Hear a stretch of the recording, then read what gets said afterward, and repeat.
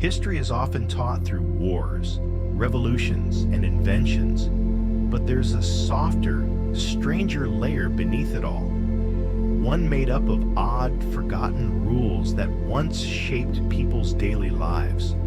Laws that now seem silly, absurd, or simply baffling. And yet, each of them once made perfect sense to someone.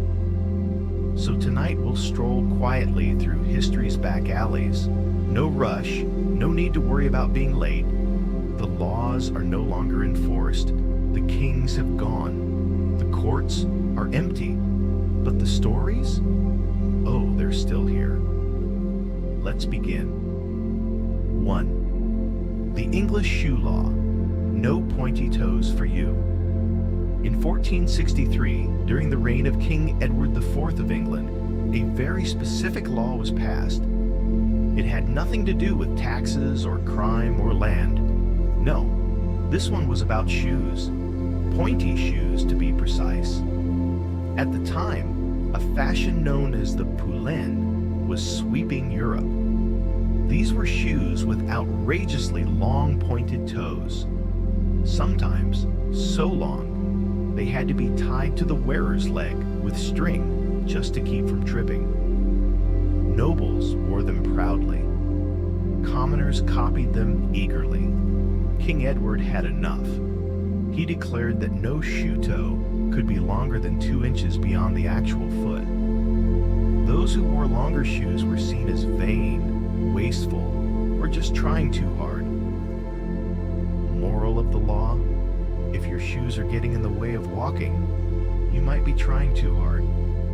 2. The time travel ban. China's unexpected science fiction crackdown. Jump ahead, way ahead, to modern times. In 2011, Chinese broadcasters were given new instructions. Television shows and movies involving time travel were discouraged. Strongly discouraged. Why? Officials said that time travel stories were frivolous, promoted feudal thinking, and might lead to confusion about history. So no hopping into the past to change your fate, no Doctor Who, no Back to the Future. Time was to move forward, sensibly, predictably. Moral of the law: even imaginary travel can stir up very real discomfort. 3. The ice cream on Sundays law. Canada says no. In the early 20th century, Canada had what were called blue laws, strict moral codes often tied to religious beliefs. Among them was a rule in some provinces that forbade the sale of ice cream on Sundays. Yes, ice cream. The idea was that Sunday should be a day of rest and worship, not sugary indulgence. Children and their parents were forced to wait until Monday to enjoy their favorite frozen treat. It's unclear how many lives were saved or ruined by this law, but it remained on the books for years before melting away quietly. Moral of the law: sometimes the forbidden fruit is vanilla flavored and comes with sprinkles. The beard tax. Russia's hairy history. In the late 1600s, Peter the Great of Russia wanted to modernize his nation, to make it more European. Part of that, in his mind, meant getting rid of the traditional Russian beard. So in 1698, he introduced a beard tax. Men who wanted to keep their beards had to pay for the privilege and carry a metal token proving they had paid. Refusing to shave without paying could get you fined or forcibly trimmed in public. The tokens were engraved with the words, "The beard is a superfluous burden," which, depending on your fashion taste, is either insulting or oddly poetic. Moral of the law: what's on your face might cost you more than what's in your wallet. The umbrella ban. France's revolutionary raindrops. In 1750s France, umbrellas were still a novelty. Imported, expensive, and mainly used by aristocrats, they stirred up envy. And occasionally, danger. So in some cities, local officials banned umbrellas in crowded markets. Why? Because people were lifting them suddenly in tight spaces, poking others in the eye. It became a public hazard. So during a thunderstorm, you could be fined for using an umbrella and soaking wet for breaking the law. Moral of the law? Staying dry may be civilized, but not if it makes you a menace to eyeballs. 6. The hat law. Elizabethan fashion meets the gallows. Back in 1571, under Queen Elizabeth I, every Englishman over the age of 6 was legally required to wear a wool hat on Sundays by law. The reason? To support the local wool industry. Not wearing a hat could result in a fine of 3 farthings. That might not sound like much now, but it was a decent penalty then. The law was enforced for 26 years before being repealed, mostly because it was frankly ridiculous. Moral of the law? Wear your hat proudly, or economically. 7. The Anti-Fortune-Telling Act. Tell the future, go to jail. In Victorian England, fortune-telling wasn't just discouraged, it was illegal. Under the Vagrancy Act of 1824, anyone pretending or professing to tell fortunes could be fined or imprisoned. Why? Because the government considered it a form of fraud, dangerous to the gullible and poor. But of course, fortune-telling didn't disappear. It simply moved into parlors, tucked behind curtains, whispered in hushed tones. Moral of the law: you can ban the crystal ball, but not curiosity. 8. The one-pig rule. Rome's livestock limits. Ancient Rome was a crowded, chaotic city. Between the markets, forums, and parades, things got messy, especially with animals. So, the government set strict rules. Each citizen could bring only 1 pig to the city market at a time. This law had 2 goals: reduce traffic and improve hygiene. Roman pigs were not known for discretion. Morale of the law. Even in ancient times, managing pig traffic was a civic concern. 9. The potato ban, France's mistaken vegetable. Believe it or not, potatoes were once considered dangerous. In 1748, the French Parliament banned them, believing they caused leprosy and other illnesses. It took years, and a clever pharmacist named Parmentier to change public opinion. He famously grew potatoes in a guarded field to stir curiosity, then encouraged people to steal them and try. Eventually, potatoes became a staple of French cuisine, but for a time, they were outlawed as suspicious and gross. Moral of the law? Fear of the unknown can make even mashed potatoes illegal. Time, like law, is a strange invention. What was once punishable by jail is now celebrated on social media. What was once seen as dangerous is now just dinner. And yet, if we dust off the scrolls and peek inside old law books, we'll find a curious collection of rules that remind us humans have always tried to control the world in the most wonderfully odd ways. So let's keep walking down this quiet hallway of forgotten legislation. Soft shoes, no rush. Here come more strange laws from the past. 10. Frogs must be licensed to sing, California. In the small city of Indian Wells, California, a local ordinance once stated that frogs may not croak after 11 p.m. without a permit. Now, it's unclear how one might issue a license to a frog, especially one performing such an ancient, spontaneous song. But apparently, nighttime peace was worth the effort. Morale of the law? Even nature needs to respect curfew in suburbia. 11. No dying allowed. Norway, France, and beyond. It sounds impossible, but several towns throughout history have passed laws forbidding people to die, particularly in certain places or during certain times. In Longyearbyen, Norway, it is technically illegal to die. Why? Because the permafrost prevents bodies from decomposing, which could pose a health hazard. The solution? If someone is gravely ill, they are transported elsewhere. A similar law exists in Le Lavandou, France, where officials once banned dying as a protest against the lack of cemetery space. Moral of the law? Death is inevitable, but in some towns, highly inconvenient. 12. The Great Pickle Test, Connecticut, USA. In 1948, 2 men in Connecticut were arrested for trying to sell pickles that didn't bounce. Yes, bounce. The state had passed a law declaring that a pickle must bounce to be legally sold as a pickle. If it splattered instead of springing back, not a pickle. Possibly a fraud. The law aimed to stop unscrupulous vendors from selling spoiled or improperly brined vegetables. Moral of the law? When in doubt, toss it at the floor. 13. No chewing gum, Singapore's sticky situation.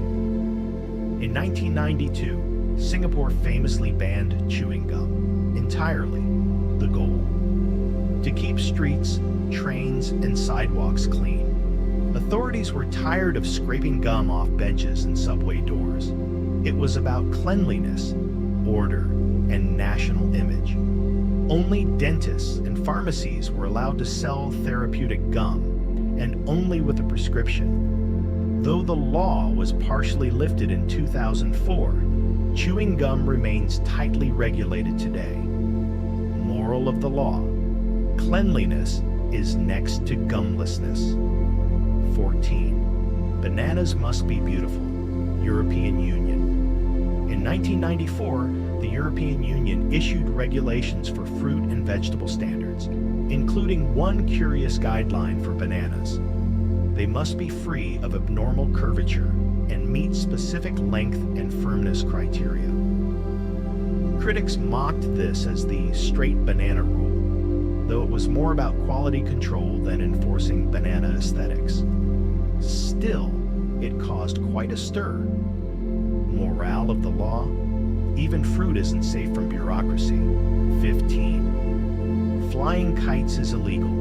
Victoria, Australia. In the city of Melbourne, it is technically against the law to fly a kite in a public place if it annoys another person. The law comes from an old local council rule aimed at keeping parks orderly and quiet.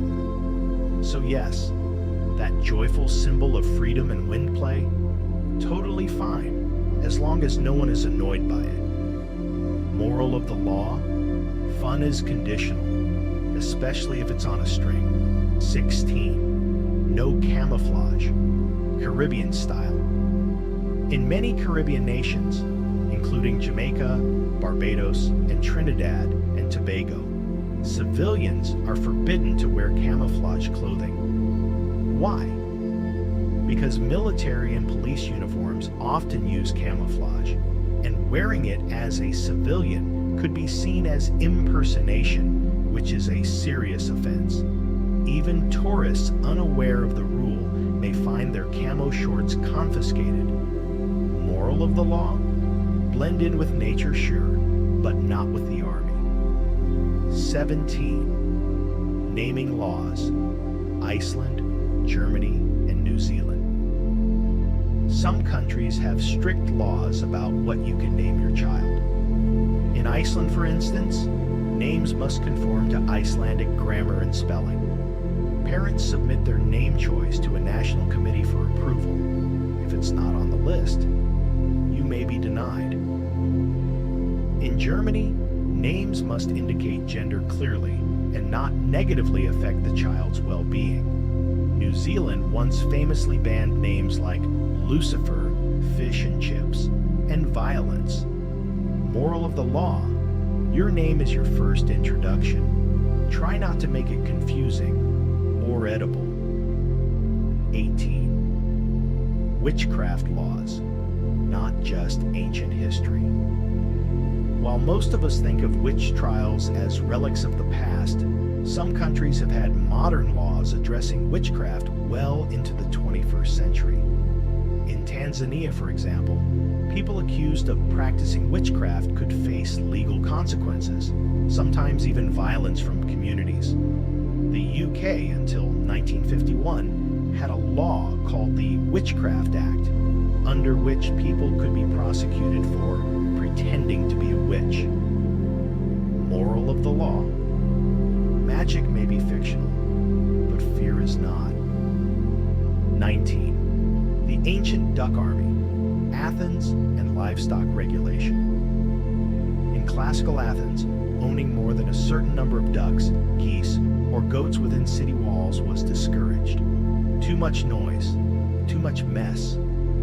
Officials worried that cities were turning into miniature farms, which posed hygiene issues. So, they imposed limits on the number of animals per household, and sometimes even taxed them by the foot. Moral of the law: when the flock gets loud, the lawmakers step in. 20. The Eternal Curfew, towns that never woke up. In some small towns across medieval Europe, a nightly bell called the curfew bell signaled the time to extinguish fires, light candles, and remain indoors. Curfew comes from the French couvre-feu, cover the fire. In places like Oxford, England, this curfew remained a tradition for centuries, even as electricity replaced flame. Eventually, the laws were repealed, but the bells still ring in some towns today. Moral of the law: sometimes the law ends, but the ritual remains. Conclusion: what strange laws teach us?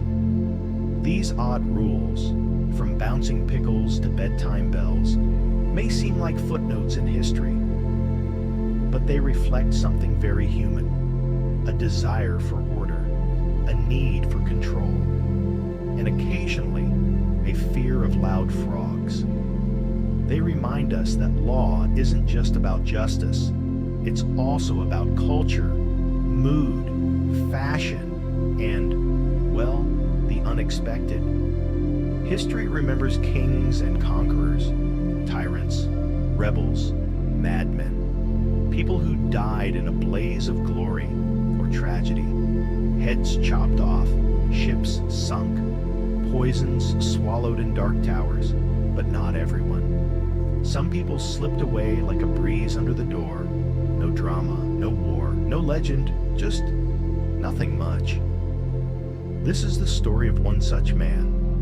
His name was Thomas Whibley, and he died very politely, very quietly in 1763, at the age of 71, after eating an especially dry biscuit. Let's begin. Thomas was, in every possible way, average. He was born on a Tuesday in the small village of Goring-on-Thames, not during a fire, not during a plague, just a cloudy, damp sort of Tuesday. He was the third child of a middling shoemaker and a woman who liked to hum while stirring porridge. He never caused trouble. He never solved a mystery. He never wrote a poem or upset a bishop or fell in love dramatically on a bridge in the rain. He just lived. Thomas once fell out of a tree, but only about 3 feet up. He scraped his knee. His mother gave him a boiled carrot and told him not to do that again. He didn't. At 17, Thomas became a clerk in the office of tithes, not taxes, not law. Tithes. The small religious donations that farmers gave to churches in barley, turnips, or sometimes an old chicken with attitude. Thomas filed paperwork for the collection of said barley, turnips, and poultry. He liked to sharpen his quills in the morning. He once had a slightly pointier quill than usual, and noted that in his journal, in very tidy cursive. At age 32, Thomas became mildly fond of a woman named Abigail Chesterton. She worked at the neighboring table in the records annex. They shared glances for nearly a decade. One day, she sneezed, and he said, "Bless you." She nodded. That was it. She later married a candle maker. Thomas bought a new inkwell. In the winter of 1763, Thomas had a small cough. Nothing serious. He wrapped himself in 2 scarves, one brown, one gray, and made himself a cup of thin tea. Then he selected a dry biscuit from the tin. He bit into it. It was rather hard. He chewed and chewed, and then he simply stopped. Not dramatically, not painfully, just a slow sigh and a gentle tilt of the head, like he had finished his last paragraph and decided not to start a new one.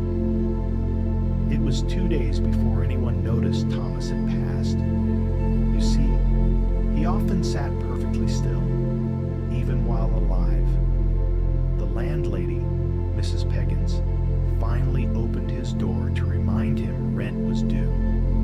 She found him seated at the table, one hand lightly resting on a half-eaten biscuit. Still, peaceful. She stared at him for a moment, then said, "Well, all right then," and slowly backed out of the room. She returned a few minutes later with a cup of tea and a neighbor, just to make sure. Thomas had no children, no enemies, and only 2 confirmed friends, Mr. Arbuthnot from accounts, and a man named Lionel, who once lent him a penknife in 1746. His funeral was scheduled for a Thursday, not for any particular reason. It was just the day the chapel was free. The service was held in a room above a fishmonger's. 7 people attended. 2 of them were unsure who Thomas was, but stayed for the warm bench and the free ginger biscuits.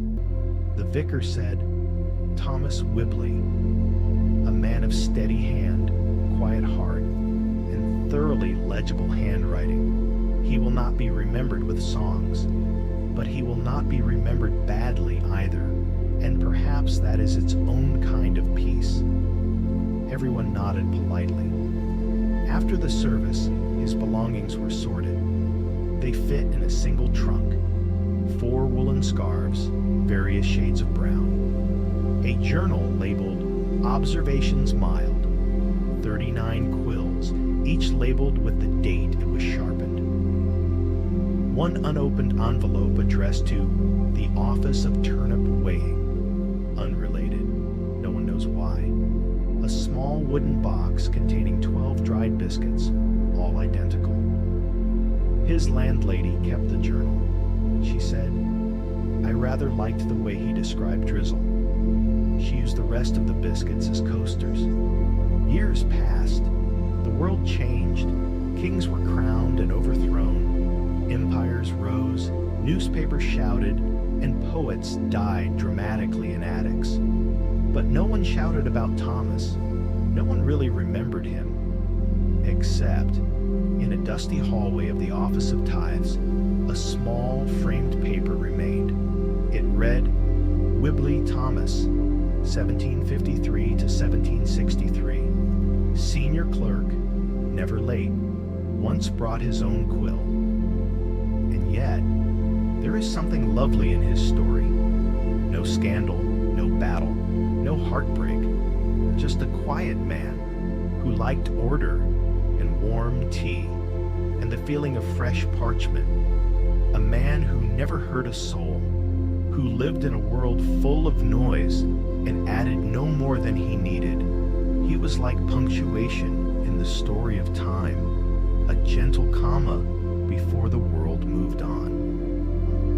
Final thoughts. They say history remembers the bold, but sometimes In the stillness between battles, there is a name written softly, a man who lived a life without headlines and died with a sigh over tea. Many years after Thomas's passing, Mrs. Peggins's granddaughter, Eliza, found the journal in a tin box under the stairs. She was looking for twine. Instead, she found a little book titled Observations, Mild, by T. Whibley. The pages were a soft yellow. The ink had faded to a tender brown, and the handwriting, oh, it was lovely. Each letter curved like it had all the time in the world. Eliza, just 13 at the time, sat on the kitchen floor and began to read. He had written down the sound of rain on the south-facing window, a robin that visited the sill every morning at 8:12, the way his quills scratched differently when he was content, how tea always tasted a bit more thoughtful when drunk slowly, that Thursdays always felt slightly rounder than Wednesdays. There were no secrets, no confessions, just quiet noticings, gentle truths no one else thought to say. And Eliza, she smiled. She read the whole journal that week and kept it in a drawer with her own sketches. A century later, in 1889, a local historian named Horace Dimpling was researching church records.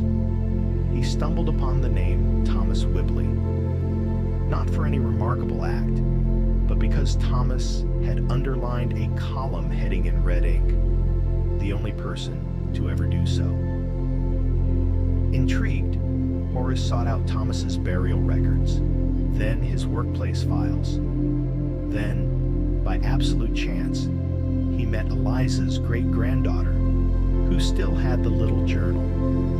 Horace read it. He didn't write a book about it, but he did begin taking afternoon walks, and he started carrying biscuits in his coat, just in case. In 1931, a tea shop opened in Reading. It was called the Whibley Room. The owner was a retired librarian named Mabel. She had read about Thomas in a footnote in a minor newsletter. It stuck with her. The image of a man who lived so softly he seemed to disappear. She created a biscuit in his honor, plain, crumbly, no glaze, just flour, a bit of oat, and a whisper of lemon. Customers called it boring, but strangely satisfying. One even said, "It tastes like silence." Mabel smiled.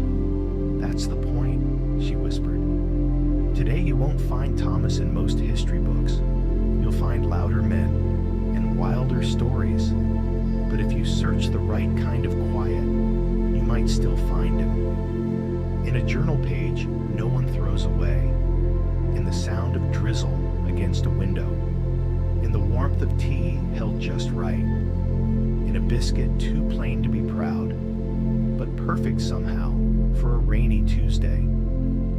Somewhere, not far from the old village where Thomas once lived, a new house now stands. No trace of his room, no echo of his shoes on creaking floorboards, no desk with a worn ink stain from 1758. But if you open the window just as it starts to rain and you sit with your tea, you might feel something in the stillness, a sense that someone long ago lived quietly and kindly here. And that's something, isn't it? Legends are often loud. They roar across time. Explosions, revolutions, betrayals. They demand attention. They insist on being remembered. But what about the quiet lives? What about the souls who passed like a breeze between seasons, never asking to be seen, never shaking the world, just being good? Thomas was that kind. And in a world that forgets the soft-hearted, he lingered. Somehow. One modern scholar once said, "The legacy of Thomas Whibley is not what he did, but what he didn't need to do." He didn't raise his voice. He didn't chase glory. He didn't outrun time. Instead, he paused. He noticed. He lived slow. He filed papers no one cared about, sharpened quills no one saw, and wrote thoughts no one was meant to read. And that is precisely why they matter now. In a dream, and this is only a dream, there is a library in the sky. Not a grand one, just a small wooden place with dusty windows and soft chairs. There's a shelf there, facing west, where the sun always falls just so. And on that shelf sits a single book, Observations, Mild, by T. Whibley. It's never checked out, but it's never dusty. Every so often a passing soul, tired from a lifetime of doing too much, sits down with it and reads until they fall asleep smiling. There is no statue of Thomas, no museum plaque, no painting in any gallery. But if you've ever watched rain trail down a window slowly, if you've ever noticed the exact softness of worn socks, or smiled at the way a biscuit crumbles evenly in your hand, then you've known Thomas in your own way. Because sometimes the most boring death comes from a life lived gently, kindly, without demand. And that, in its own quiet way, is a story worth remembering. The 12th century did not commence with a clash of swords or the roar of battle. It began softly, almost imperceptibly. The sound of stone being pulled on wooden carts by oxen, chants drifting across dusty construction sites beside aging Romanesque churches, marked the dawn of something quietly monumental. Across the lands of France, England, the Holy Roman Empire, and even the furthest reaches of Spain, an architectural transformation began to unfold. Cathedrals rose, slowly, deliberately, toward the sky, not merely as places of worship, but as declarations of power, ambition, and divine connection. Europe was changing. Cities swelled, trade routes reopened, and the church sought to assert its place at the center of this transformation. And how better to proclaim its dominion than through buildings of unprecedented scale and splendor? This was not mere renovation. It was a competition, an architectural arms race. Towns challenged one another, not with armies, but with stone and glass. If one cathedral boasted a grand nave, another aspired to double it, embellish it with light, towers, and miracles carved in limestone. Bishops yearned to leave a legacy in stone. Monarchs desired that their people behold the majesty of divine rule through architecture, and the common people, they labored and gave, coin by coin, pilgrimage by pilgrimage, all in hopes of earning a place in heaven. Yet none of this would have been possible without a revolution in engineering. It was the advent of the Gothic style that redefined sacred architecture. Where once stood thick walls and dim interiors, Gothic churches welcomed light and air. Pointed arches, ribbed vaults, and the astonishing innovation of the flying buttress allowed buildings to soar skyward. Light was no longer scarce, it became sacred. The divine was to be seen, and the faithful were to feel both humbled and uplifted by the spaces they entered. What began with tentative experiments at Sens Cathedral soon spread like wildfire. For nearly 4 centuries, Europe engaged in a frenzy of design and construction. Cathedrals took lifetimes to build. Many who worked on them never lived to see their completion. It was not merely construction, it was faith carved into stone. At the heart of each project stood not a king or cleric, but a master mason. a genius in geometry and design, armed with a compass, chisel, and vision bordering on madness. These individuals were far more than builders. They were engineers, artists, leaders. They directed entire teams and imagined structures that defied gravity, often without formal education, relying on intuition, experience, and sacred mathematics. They rose through guilds, from humble apprentices to traveling journeymen, collecting knowledge across cathedrals like sacred relics. Only after decades of learning and risk would one be entrusted with the title of master. And the math? Terrifying. Without modern tools, they calculated forces, balance, and pressure by eye, by string, by chalk. Misjudgments could cause vaults to collapse, and often did. Yet through every failure, knowledge grew. And in the marvels they left behind, Chartres, Reims, Amiens, we still witness their extraordinary precision. These cathedrals were never silent. Their stone spoke. The portals at their entrances were not mere doorways. They were narratives in stone, rows of saints, scenes of judgment, demons dragging sinners into hell, all carved with stunning clarity. Even the illiterate could understand the message. This place was sacred, and salvation was not guaranteed. Gargoyles stood sentinel, not only to divert rain, but to terrify evil spirits. Grotesques grimaced from high ledges, hybrids of beasts and humans, symbols of vice and chaos. Columns bore not just weight, but stories. Atop each pillar, tiny dramas unfolded, biblical tales, moral parables, and sometimes humorous scenes like monks fighting snails. Hidden among choir stalls, carvings revealed another layer, playful, irreverent, and deeply human. Within and without, the cathedral preached through form. For many, these were living scriptures. Saints, martyrs, sinners, and kings shared space on the same wall, woven into a fabric of symbolism. And then, light. No other feature distinguished the Gothic style like its use of stained glass.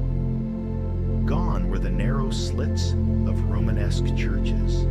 In their place stood walls of colored glass, radiant with reds, blues, and golds. The light itself became sacred.